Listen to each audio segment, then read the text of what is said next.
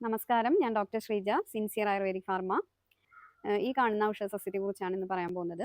ഇതാണ് കിരിയാത്ത് അഥവാ നിലവേപ്പ്.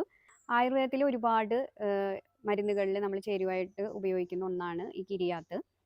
ഇത് പനിക്ക് ഏറ്റവും വിശേഷപ്പെട്ട ഒന്നാണ്. ഇന്നത്തെ ഈ കാലാവസ്ഥയിൽ നമുക്ക് വൈറൽ ഫീവർ ധാരാളമായിട്ടുണ്ട്.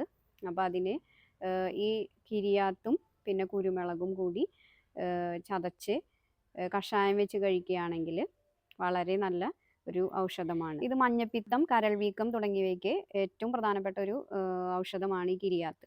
ഇത് ഒരുപാട് ആയുർവേദ മരുന്നുകളിലും ഈ കരൾ സംബന്ധമായ അസുഖത്തിന് ഉള്ള ഔഷധങ്ങളിലൊക്കെ നമ്മളിത് ഉപയോഗിക്കുന്നുണ്ട്. വാശാഗുളൂച്ചാതി കഷായം, സുദർശനം ഗുളിക, ചൂർണം തുടങ്ങിയവയിലൊക്കെ ഇത് പ്രധാനപ്പെട്ട ഒരു ചേരുവയാണ്. കുട്ടികൾക്കുണ്ടാവുന്ന കരൾ വീക്കത്തിന് ഇത് ഈ കിരിയാത്തും പിന്നെ ചെറുതേനും കൂടിയിട്ട് കിരിയാത്തിൻ്റെ സ്വരസ് എടുത്തതിന് ശേഷം 1 ടീസ്പൂൺ എടുക്കുക. പിന്നെ ചെറുതേനും ഒരു ടീസ്പൂണ് നന്നായി മിക്സ് ചെയ്തിട്ട് കുട്ടികൾക്ക് രാവിലെയും വൈകുന്നേരം കൊടുക്കുകയാണെങ്കിൽ കരൾ വീക്കത്തിന് ഏറ്റവും നല്ലൊരു ഗുണം ചെയ്യുന്ന ഒന്നാണ്. രക്തദൂഷ്യത്തിനും ഇത് വളരെയധികം ഗുണം ചെയ്യുന്ന ഒരു ഔഷധമാണ്.